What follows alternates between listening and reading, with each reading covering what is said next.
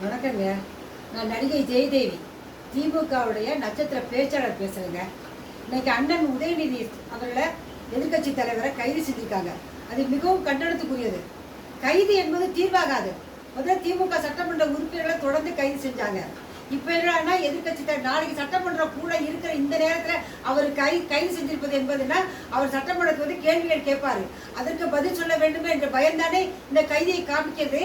இந்த கைது நடவடிக்கை அதைத்தானே காண்பிக்கிறது. வழக்கு போடுங்க, வழக்கு போடுங்க, அது நீதிமன்றம் தீர்ப்பு சொல்லட்டும், உடனே கைது பண்ணுவீங்களா? எதுக்கெடுத்தாலும் கைதா? கைது என்பது ஒரு தீர்வாகாது. இது மிகவும் கண்டனத்துக்குரியது. அது மட்டுமல்ல, அவர் எந்த பெண்ணையும் குறிப்பிட்டு பேசவில்லை, எந்த பெண்மையும் அவர் இழிவாக பேசவில்லை.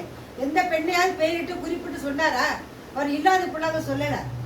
அதனால வந்து அவர் பேச்ச லைவா போட்டு காட்டணும், அப்பதான் மக்களுக்கு தெரியும். சும்மாவே எதிர்கட்சியை சேர்ந்தவங்க என்ன சொல்றாங்க, பெண்களை இழிவாக பேசி விட்டார், தாய்மார்களை இழிவாக பேசி விட்டார், சகோதரியை இழிவாக பேசி விட்டார், டாட்டர்ஸை இழிவாக பேசி விட்டார் என்று சொல்றாங்க. அவர் எந்த பெண்ணை இழிவாக பேசல. திமுக எப்பவுமே பெண்களை இழிவாக பேசாது. தலைமையே எங்களுக்கு சொல்லியிருக்கு அந்த மாதிரி பேசக்கூடாதுன்னு. அதனால கைது என்பது ஒரு தீர்வாகாது. இது மிகவும் கண்டனத்துக்குரியது.